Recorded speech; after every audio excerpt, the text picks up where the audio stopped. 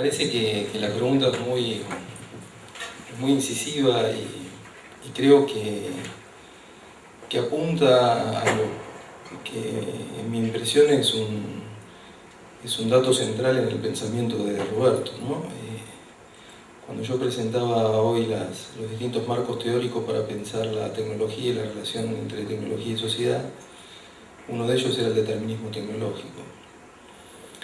Y me parece que la posición de Roberto está bastante anclada en una posición determinista y como tal imposibilita pensar otras formas de desarrollo, ¿no? Cuando yo comentaba la idea de la unidimensionalidad en el pensamiento de Marcuse y cuando hablaba de la necesidad a lo mejor de transformaciones desde la óptica de la teoría crítica, un poco me refería a eso, ¿no? Es decir, hasta dónde en realidad en esta idea que se presenta no hay como una resignación, ¿no? Las ciudades crecen, seguirán creciendo, generarán más problemas y como tal la tecnología vendrá en auxilio y en ayuda de aquellos que puedan tomarla y de esa manera sobrevivir mejor en esa jungla, ¿no?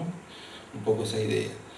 Cuando desde otra perspectiva, quizás que no sea, o que no acepte, también en un sentido, a pesar de que no lo mencionaste, creo que está Castells en el fondo, ¿no? Un poquito el pensamiento de Manuel Castells, o de Javier Echevarría, en ese tercer entorno, esa Telépolis, ¿no? Me parece que también sería interesante, y sobre todo tomando lo que dice Juan Manuel, de la importancia de la sustentabilidad, y pensar la sustentabilidad en sus tres registros. La sustentabilidad tiene tres registros, es lo que se conoce como sustentabilidad ampliada, el medio ambiente, no solo el medio ambiente, sino que también la sociedad y la economía, ¿no? Esto tuvo muchos porrotazos ahora en la última cumbre en Río +20, en la cumbre de la Tierra, en donde se mostraron que hay posiciones irreconciliables entre visiones filosóficas y antropológicas diferentes acerca de cómo debe ser la convivencia de los seres humanos en el planeta, ¿no? Entonces, de alguna manera, esos grupos excluidos quizás no tengan que adaptarse a eso, quizás haya que subvertir esa base estructural, que es una de las ideas de la teoría crítica y que retoma Andrew Finber, un pensador canadiense, en donde dice que la tecnología también tiene que servir para subvertir el orden establecido. Entonces, ¿desde qué manera, desde esta suerte de pasividad activa, ¿no? Porque a mí me da esa impresión, una pasividad activa, ¿desde qué manera el ciudadano realmente puede romper una hegemonía y una ideología? Entonces, entramos a la dinámica de las luchas, en fin, nos lleva a todo un terreno en donde quizás habría que pensar la cosa desde otra dimensión. O sea, no la unidimensionalidad de, vamos por este camino y nos adaptamos, sino que quizás haya que hacer alguna cuestión disruptiva, ¿no? Como tantas veces hubo en la historia. Un pequeño agregado que es un poco cotilla, pero creo que ilustra. Este trabajo del que les hablaba, del modelo de gestión urbana, lo reseñó el arquitecto Grossman en La Nación, muy bien reseñado, y aconsejaba al gobierno de la ciudad que nos llamara a mi colega y a mí para conversar sobre esto y ver si se podía implementar. Nunca nos llamaron y mi colega me dijo una cosa muy razonable, dice, nunca nos van a llamar porque un programa de ese tipo les quita hegemonía, les hace perder poder. Y algo de eso hay. Curiosamente, además, el jefe de gobierno de ese momento colaboró con el municipio de una pequeña ciudad, una pequeña localidad cercana de Andalucía, que se llama JUN, J-U-N, con el municipio para que pudieran implementar un programa de parlamento interactivo. La gente veía las sesiones del parlamento por pantalla y podía hacer preguntas o intervenir. Y es más, dicen que una callecita de este pueblo tiene el nombre de nuestro jefe de la ciudad, que fue el mismo que no nos dio bolilla a nosotros. Me parece que esto tiene bastante relación con un problema clásico que subyace en el diseño de arquitectura de información, que es la tensión entre los sistemas jerárquicos, las taxonomías, algo que los que me conocen me han oído mencionar. La taxonomía, la jerarquía, lo propio de los sistemas organizados como gobierno, empresas, la misma academia, la bibliotecología, como sistema tradicional de organización del saber, contra las folksonomías, o el saber popular, el lenguaje popular, las categorías, las nominaciones populares. ¿Por qué? Porque si hablamos de apropiación de la tecnología, de la necesidad de ciertos saberes o competencias digitales y cognitivas, esos excluidos pueden ser partícipes de un proceso bottom-up y que esa arquitectura de información que se genera en la ciudad a través del tagueo social o de cualquiera de las formas que la tecnología pueda permitir en un futuro, pueden ser protagonistas si pueden apropiarse y pueden tener esos saberes. Si no, va a ser un artefacto bobo que tiene adelante pero que no le sirve para subvertir ningún orden, porque no puede ser agente de participación directamente, ya hay una barrera anterior. Entonces, tomando un poco el tema de la arquitectura del evento también, hasta se necesitaría una arquitectura que permita el acceso al diseño desde arriba hacia abajo de esa arquitectura de información, de la información digital que está circulando y que todo el mundo está construyendo, por ejemplo, en una ciudad. Y es un gran desafío de diseño, porque es un proceso de arriba hacia abajo paternalista que da vías de cuál es la respuesta, no lo sabemos. Sobre todo, seguramente, para quienes están más cerca de la práctica de arquitectura de información, hacer arquitectura de información en contextos de movilidad, en contextos de cambio de sentidos, en contextos de volatilidad, de contenidos efímeros y demás, es uno de los desafíos más grandes. De hecho, se da naturalmente por la participación de las personas, pero hay ciertos instrumentos que canalizan, como autopistas que permiten que las cosas vayan para un lado o para el otro. Voy a seguir conectando con otras de las preguntas.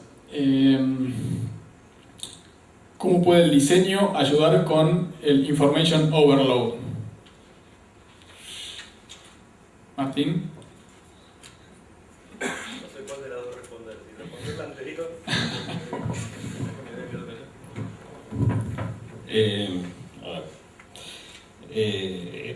Mientras vos estabas hablando, se me ocurrió que hay un factor que es como crítico en el problema de la arquitectura de información, y es hablar de información.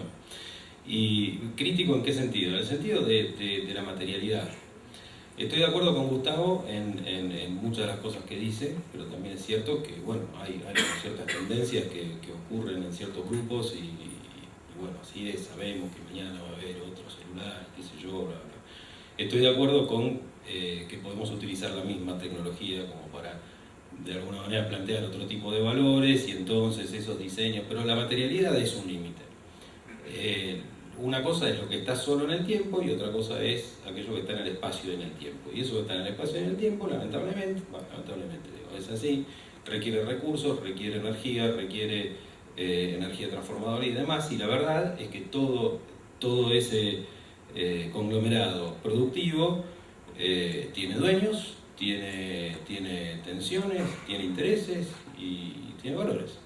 Entonces, un poco me parece que lo que Gustavo está diciendo es, bueno, ¿por qué no cuestionar también eso? ¿Por qué no? ¿Y por qué? Porque si todo eso está diseñado de tal forma que hoy nos veamos como la necesidad de decir, esta es la plataforma en la que todos tenemos que estar subidos, entonces identificamos a los excluidos como los que no están subidos, entonces ¿por qué tiene que ser así? Pero me parece que la materialidad es un problema para discutir, es decir, no todo el mundo puede invertir en procesos productivos, no todo el mundo puede financiar procesos productivos, no todo el mundo está capacitado para generar procesos productivos que hagan cambios materiales que den como resultado una cosa que si le pegaste duele, ¿no? En cambio, la arquitectura de información es un poco diferente. Me parece que, claro, si uno lo piensa en términos inmateriales, pareciera que todo es recontra fácil. Todo es muy fácil. Pero me parece que cuando vos estás habitando una ciudad en su espacio y en su tiempo, no te puedes olvidar de la materialidad. Y esa materialidad tiene una historia, como decíamos hace un rato. Y esa materialidad tiene una historia que nos hace dialogar entre nosotros usuarios y otros hacedores, otros diseñadores, otros productores constantemente. Un poco el tema del diálogo entre la ciudad y sus habitantes. Entonces, yendo a la primera, pero también a la segunda. También generamos mucha información porque es fácil generarla. Cuando uno genera tracking, ni siquiera lo hace voluntariamente. Digo, qué sé yo, el browser funciona como funciona y a mí nadie me preguntó si yo quería dejar un tracking o no. Es más, tal vez técnicamente sea imposible que si yo no dejara un tracking, mañana Google me dé un resultado más relevante, o supuestamente más relevante. Pero finalmente también hay mucha información que yo no sé hasta qué punto podemos controlar en cuanto a volumen de producción. Entonces vos me decís, bueno, no sé, hay overloading. Sí, claro, hay una cantidad tremendamente caótica y diversa de información que probablemente no solo no necesitemos, sino que además no agregue ningún tipo de valor. Entonces, no sé si la pregunta está buena desde el punto de vista de decir ¿cuál es la arquitectura de información que nos ayude a ordenar todo esto? En realidad, no sé si me interesa ordenar todo esto. O sea, yo creo que el overloading es, hasta te diría, un efecto secundario de todo este esquema de comunicación que hemos logrado diseñar. Pero no sé si es un problema, o sea, me parece que para trabajar sobre arquitectura de información tenemos que tener claro dónde está la información que nos puede resultar relevante. Es decir, no sé si hay un problema. Bueno, volvemos al problema de lo humanamente deseable y cómo se define eso de lo humanamente deseable. Que también se puede definir de arriba hacia abajo, de abajo hacia arriba, ¿no? Absolutamente. Sigamos al mismo punto.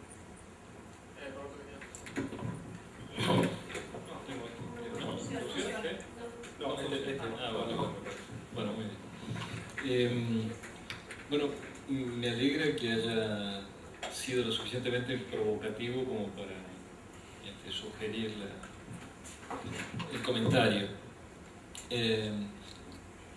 Por supuesto que la linealidad no es lo mío y en todos los casos no es el determinismo tecnológico lo que me inspire. Por el contrario, si podría caracterizar la presentación, tiene que ver más con la denuncia que con la advertencia que con la adhesión. Cuando le dedico tanto tiempo a expresar tantas veces, reiteradamente, ante tanto público, que cada paso en la ciudad es una sesión de privacidad, estoy diciendo una forma de navegarla, una forma de relacionarse con esos estímulos que tanto impregnan todos los espacios públicos, tendiente a la mercantilización de espacios de ocio. Mientras el ocio fue la contemplación, no fue mercantilizado o lo fue de una manera muy diferente a lo que es hoy. Hoy no hay espacio, ni público ni privado, compartido o aislado, que pueda estar preservado de esa tendencia a la mercantilización, y entonces me preocupa en ese sentido, y de ahí entendí yo una presentación provocativa en ese sentido. Sí quiero comentar que no alcanza con plantear determinismo tecnológico, me parece que hay que agregarle pensamiento utópico. Me parece que los mayores males provienen, yo diría, de mi lectura de la historia, cuando veo que el encuentro del pensamiento utópico con el determinismo tecnológico no llegó a donde no llegó. Así que desde ese punto de vista la ciudad, por ejemplo, está muy inspirada en la idea de que vale la pena trasladarse, abandonar la pequeña granja, no sé dónde en China, para ir a vivir de manera occidental en una gran ciudad, alguna de esas 220 ciudades que están construyendo. Esa construcción, por supuesto, se hace en detrimento de un determinado ecosistema, etc. Con lo cual es un ecocidio, seguramente. Y la ciudad es el emblema de ese ecocidio. Entonces tiene algo que ver con advertencia, tiene algo que ver con denuncia, en el sentido como yo lo puedo expresar con la ironía que me sale. Me parece importante desde el punto de vista de la arquitectura de la información sí saber que no es posible un solo paradigma. Me parece que no es viable pensar en un único paradigma porque la ciudad es transitada, no es participada como quisiéramos, pero en todos los casos muy transitada. Cuando yo cité esas últimas cifras hace un momento, lo que quise expresar, entre otras cosas, es que hay una diversidad que supera los confines culturales, sociales, normativos que expresa la ciudad. Entonces, desde ese punto de vista, tampoco la ciudad puede ofrecer un único marco de referencia, un único sistema de relaciones, porque convive en ese cosmopolitismo indeseado, no deseado. Cada uno sabrá cuál es la posición que mantiene frente a eso, pero es y marca una tendencia sobre la cual hay que accionar y hay que operar. Ahora, volviendo a la segunda pregunta que parece muy interesante, yo preguntaba recién respecto de normas y estándares, si ustedes habían conversado o discutido respecto de esto. Me parece que no hay ningún estándar, ni nacional ni internacional, que sea lo suficientemente explícito y dedicado para hablar de esto. Sin embargo, hay muchos estándares, hay por lo menos 3, un gran proyecto internacional, hay por lo menos 2 normas internacionales, que en la lectura fina se pueden decantar elementos importantes como los 6 parámetros que fija la ISO 25000 sobre la operabilidad, y entonces allí podemos encontrar facilidad de uso, facilidad de entender, facilidad de... y podemos desagregar eso en múltiples variables. Cuestiones técnicas que no vienen al detalle de hoy, no hace al detalle de hoy. Lo digo como una referencia bibliográfica para aquel que quiera ampliar el tema o que quiere mirar esto. Y también hay una específica de la serie 9000 en la ISO, que habla específicamente de la conformidad del diseño bajo un enfoque absolutamente iterativo, donde plantea la cultura participativa desde sus fundamentos. Digo, cuestión de leer la norma, comenzando, no ir solo a lo técnico, sino comenzando los fundamentos, para entender el cambio de lógica que se está instrumentando. No es en sí mismo una norma que opera con indicadores. Las normas de conformidad no operan con indicadores, hace falta algún guidelines, algo que lo baje. Estados Unidos tiene uno, España está construyendo el suyo, tomando la idea de usabilidad, transformándola en operabilidad y decantándola en una serie de indicadores que tienen mucho que ver con el concepto de arquitectura y con otros tantos que tienen que ver con la experiencia de usuario. Entonces, ahora, claro, todas esas normas y estándares parece que fueran de características tan universales que son aplicables en todo sentido, para todas las cosas, independientemente de la historia de los objetos y de nuestra visión de la ciudad.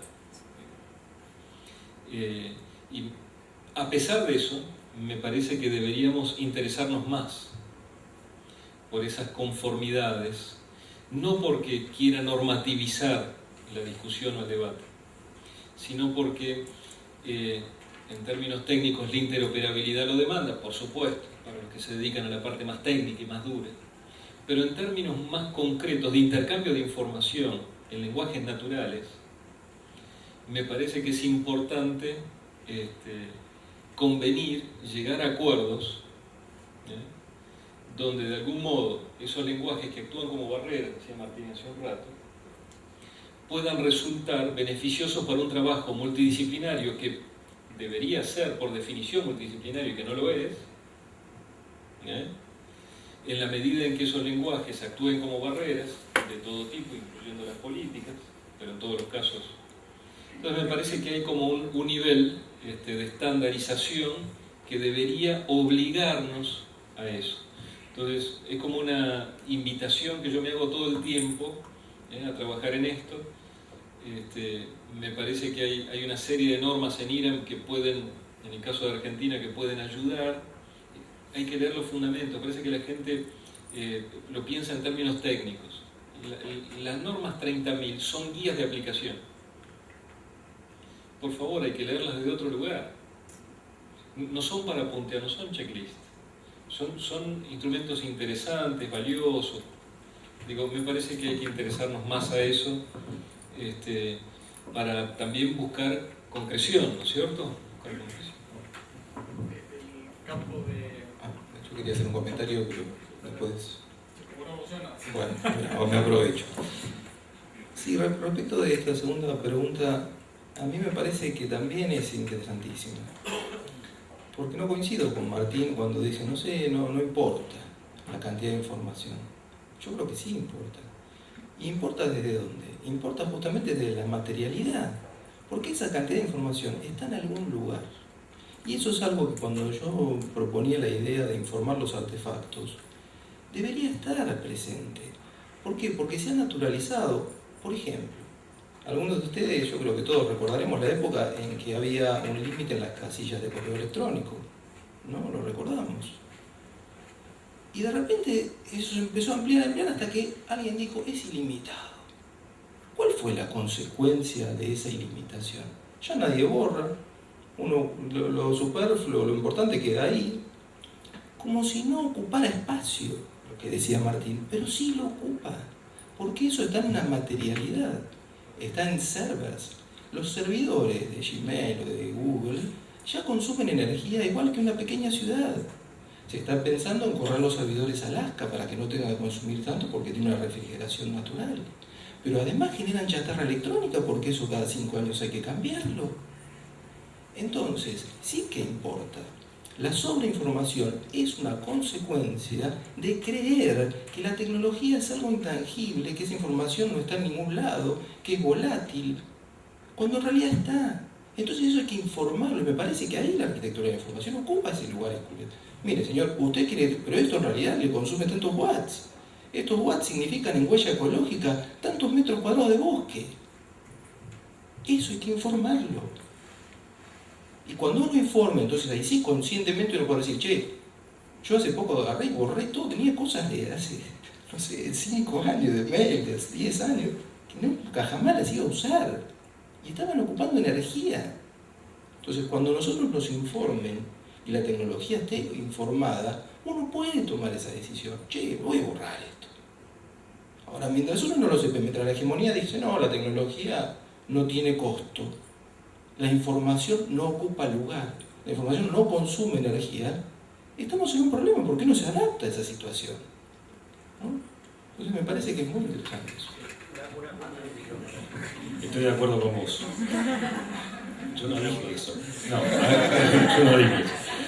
Yo lo que digo es que es mucho más fácil pensarlo en términos de información cuando nos olvidamos de la materialidad. En todo caso, hasta podríamos haber dicho lo mismo, casi. Pero no importa. En realidad, me parece que la pregunta estaba orientada a qué hacemos con semejante volumen de información, independientemente de lo que pasa. Entonces yo digo, en realidad, mi respuesta tenía que ver con,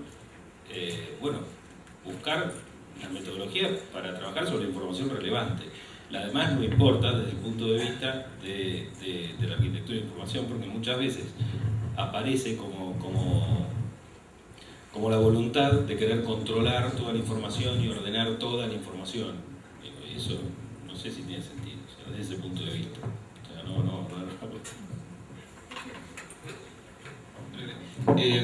Ustedes que son especialistas, por supuesto que no hacen lo que la gente hace todo el tiempo, ¿no es cierto? Usa Google, pone la palabrita y a pescar.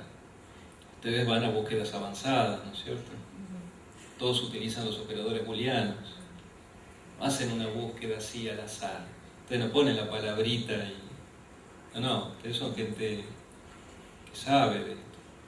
Por ejemplo, en los correos, ¿no es cierto?, tienen una arquitectura de carpetas y tienen, por supuesto, las macros, las fórmulas, lo que tenga que ver con un ordenamiento en prioridades.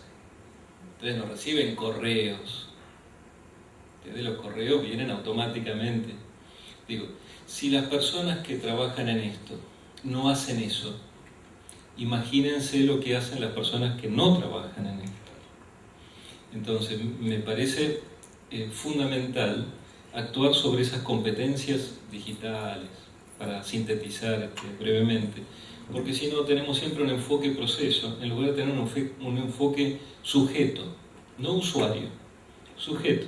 La capacidad de apropiarse de la tecnología y de los resultados, darle significación a esos resultados. Si yo no puedo operar sobre el buscador, estoy siendo esclavo del buscador. ¿Cuál es la arquitectura de la información que tengo que prever? Yo puedo prever en mis bases metadato para cada objeto simbólico que se produzca, por supuesto. Y ese metadato lo puedo ajustar y hacer, perfeccionar al máximo posible, ajustar, optimizar. Vale. Si evidentemente las personas utilizan los buscadores de esta forma, esto no tiene solución. ¿Bien? Entonces me parece que hay un trabajo de capacitación muy importante, y eso de facilidad de entender, usar y aprender, son 3 facilidades. En el proyecto 25.000 son 6 criterios, los 3 son facilidades. Entonces, si no es fácil de aprender, la gente no usa búsquedas avanzadas porque no está facilitada. Entonces, evidentemente hay una responsabilidad, una corresponsabilidad importante en esto, ¿no? De la sobreinformación. Esas dimensiones de la 25.000 creo que vienen de la definición original de Nielsen de usabilidad de la década del 90, de Usability Engineering, de los psicoatributos que hoy no son tan conocidos o no se citan tanto.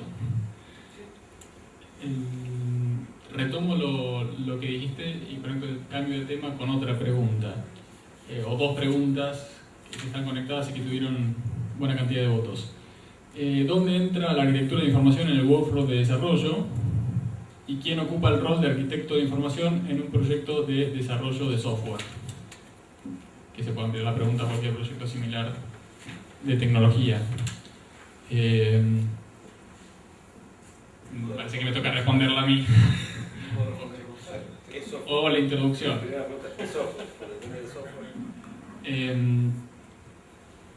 En relación con algunas de las cosas que se planteaban aquí, yo creo que la arquitectura de información es la perfecta candidata a ser cliente de la investigación generativa. Es decir, que en cualquier proyecto de software o de cualquier tipo, y para hacer un proceso de abajo hacia arriba, en términos de diseño centrado en el usuario, diseño centrado en la persona, en el sujeto, es tener investigación generativa al comienzo para relevar modelos mentales, uso del lenguaje para que no sean barreras de acceso, clasificaciones, conjuntos de términos, asociaciones.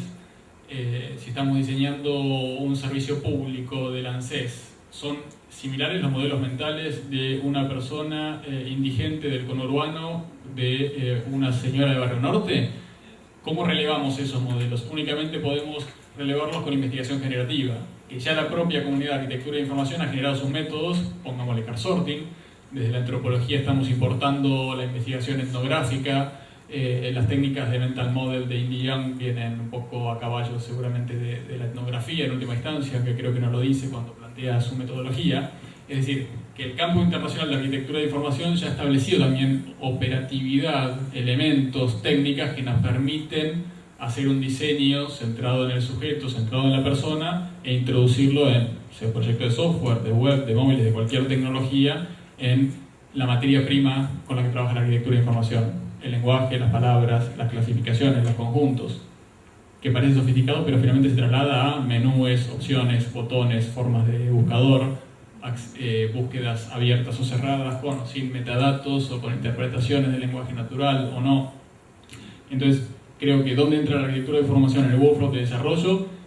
Yo diría, primero en la etapa inicial, evidentemente, como cualquier proceso de diseño, hay toda una conceptualización que va de cero de un proyecto de software o de web, en el cual la arquitectura de información, voy a hablar de esto también al final del día, creo que en Argentina en particular y en Latinoamérica es un rol invisible del arquitecto de información, tan invisible como, aunque no lo parezca, el diseñador de interacción. Son dos cosas que están sucediendo hoy en los proyectos de tecnología, pero no están jerarquizados, identificados claramente en sus contornos, salvo excepciones. Pero como conjunto, como sociedad, como industria de software, no están clarificados.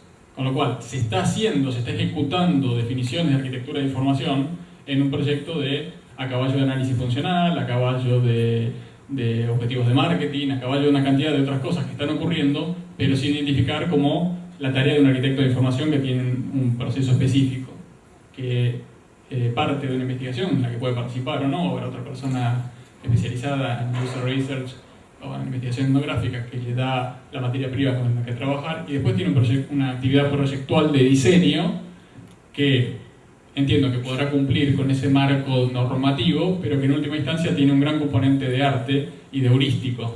Cómo tener un resultado adecuado de diseño en función de estos insumos de lenguaje, información, modelos mentales, etc. ¿Y quién ocupa el rol de arquitecto de información de un proyecto de desarrollo de software? Pues un arquitecto de información, es lo que nos falta, un arquitecto de información.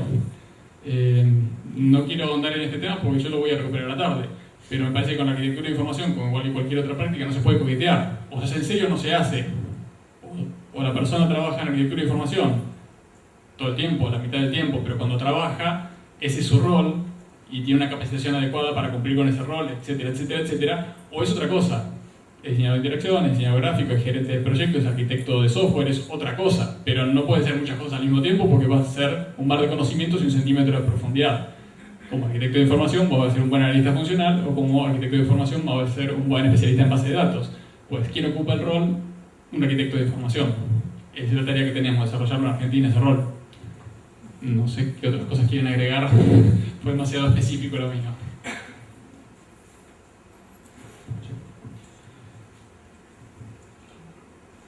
Y la una, pero... No, vos debes salir corriendo. Sí, también. El panel de la tarde es a las 16:30. Sí. Bueno, hasta luego, bueno.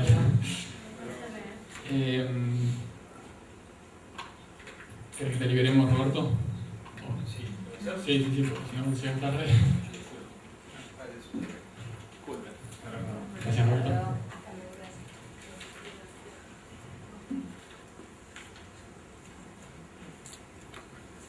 ¿Alguien, antes me pareció que en un momento yo me perdí que alguien levantó la mano y quiso acotar algo por ahí, ¿puede ser? ¿No? ¿Alguien hizo gesto acá? Bueno, no tenemos cable para allá, pero se oye, así que si lo querés plantear de... Cuando hablaban de excluidos, me refería a aquellos que, por ejemplo, en una posición extrema, no el que no puede comprar un dispositivo, sino el que decide, per se, no adherir a la, o sea, decide mantenerse al margen. Algunos ver qué pasa y otros decir no, yo paso, aunque a la prueba será que cada vez es más difícil pasar de esto. Cuando vi la propuesta de excluidos, me refería a eso, a los que deciden o pueden todavía tomar esa decisión de decir no compro celular. Claro. Sí, es muy interesantísimo. Justamente una de las cuestiones que se abordan al pensar la técnica es su carácter de alguna manera reificador, ¿no? Es decir, las comunidades que intentan mantenerse al margen rápidamente son tildadas de antiprogresistas, ¿no? Reaccionarias, todo tipo de calificativos, en tanto se considera, y la tecnología tiene esa característica, por eso es importante señalarla, que se torna en un discurso amo, digamos, ¿no? En un discurso que todo lo abarca. Y aquel que quiere permanecer por fuera finalmente va a tener que claudicar las armas, ¿no? Entonces uno dice, bueno, yo no quiero usar el celular, pero justamente lo que planteaba Roberto va en ese sentido. Por eso ya se fue, pero lo puedo decir, de todas maneras lo hubiera dicho. Me parece que es una posición conservadora, fuertemente conservadora. Es decir, que si las ciudades van a eso y van a las pantallas, entonces uno para manejarse ahí va a tener que hacer todo eso. Si uno no quiere, ¿cómo se maneja en ese entorno que va a ser agresivo para las minorías? Las democracias es justamente respetar los derechos de las mayorías, pero también de las minorías, ¿no? Entonces, justamente el imperativo tecnológico hay que ser muy cuidadoso con ello, porque genera este tipo de cuestiones. Es como decir, bueno, yo no quiero usar celular, pero vos vas a tu trabajo y tu jefe te dice, no, bueno, usted tiene que usarlo, y lo tiene que usar, y lo tiene que usar. Y todas esas tecnologías que aparentemente liberan los pensamientos sustantivistas sobre la técnica, de Heidegger, de Llull, de muchos filósofos del mismo Simondon, aunque no tanto en Simondon, sostienen eso, que la tecnología aparentemente da libertad, cuando en realidad esclaviza. Las tecnologías de teletrabajo, de que, bueno, ahora usted puede trabajar desde su casa mientras cuida a sus niños y prepara la comida, y qué sé yo, en realidad lo hacen a uno trabajar más. Hay que ser muy cuidadoso con eso, porque justamente la tecnología tiene ese carácter reificador, ¿no? Es imperialista la tecnología en ese sentido. Cómo lograr no dejar imponerse un estilo de vida que no es el propio, justamente con lo que se dice, que el diseño participativo tiene que lograr que eso emerja, pero el diseño participativo también tiene miles de complicaciones, porque el diseño participativo tiene que lograr que participen todos los grupos sociales, mayorías y minorías. Entonces hay que ser muy cuidadoso, porque a lo mejor si se hace lo que dice una mayoría, eso va en contra de las minorías y no permite que esas minorías rompan una hegemonía. Es muy interesante. En baja escala el diseño participativo, los procesos de diseño de los usuarios sí trabajan sobre los márgenes. Realmente es el equivalente a las minorías, los casos extremos. Quiero hacer un ejemplo.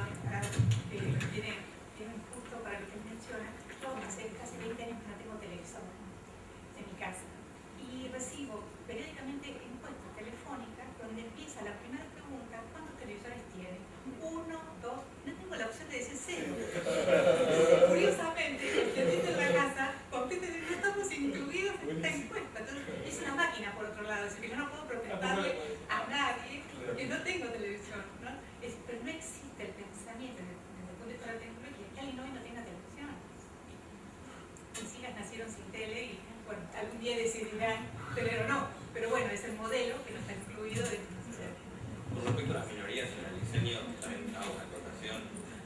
En el mundo de los videojuegos por ahí como que los resultados como no son en el uso del trabajo de las ciudades, por ahí no hay tanto conflicto después que la gente se enoja, pero existe mucho el concepto de la minoría vocal. O sea, tenemos muchas veces grupos de usuarios, un pequeño porcentaje de los usuarios que son muy agresivos y hacen protestas muy grandes para cambiar algo del juego.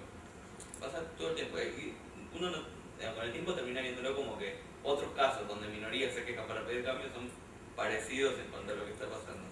Y la verdad es que uno lo que termina aprendiendo con el tiempo es que si vos prestás atención a las minorías vocales, a veces haces cambios al juego que dejan afuera a una mayoría silenciosa que no quiere jugar así. Por ejemplo, a los jugadores que les gusta mucho matar a otros jugadores o jugar de forma medio... Hay un tipo de jugador que gusta matar todo lo que haya, por ahí te pide nuevas armas, más agresividad, ¿no?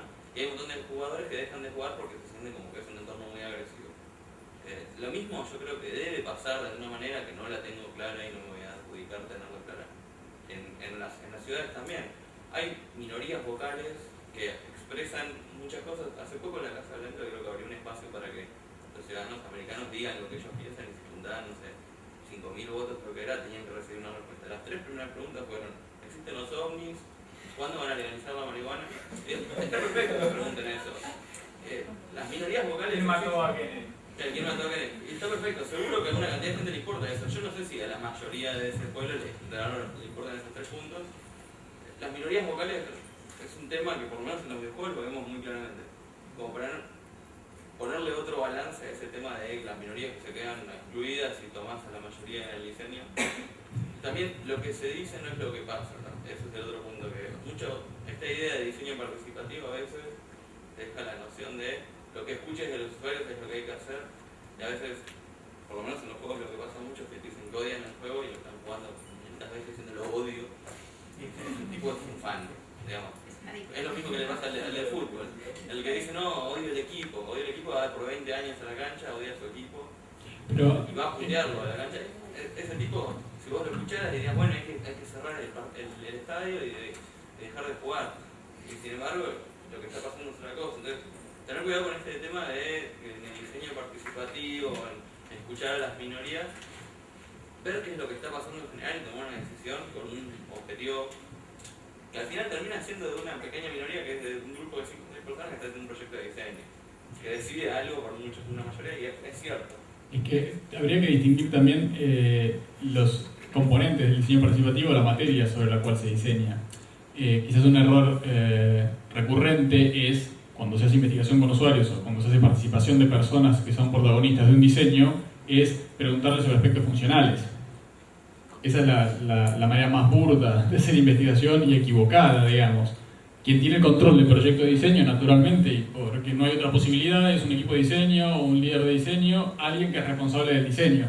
Lo que va a buscar es materia prima para diseñar, que es información de modelos mentales, lenguajes, necesidades subyacentes, otras cosas, necesidades no expresadas, pero no va a trabajar necesariamente sobre funcionalidades, al estilo de lo que hace un equipo de marketing con un focus group, que es otra cosa. Eso impacta un poco en lo que veníamos diciendo respecto, bueno, las minorías están, en el caso del ejemplo de los juegos, pidiendo ciertas cosas funcionales. Es un poco distinto de, al momento de diseñar el juego, diseñarlo para este perfil de personas y saber cómo piensan, qué les gusta, qué no les gusta y demás, y después la funcionalidad aparece después, pero dentro del equipo de diseño, no en el proceso de diseño participativo.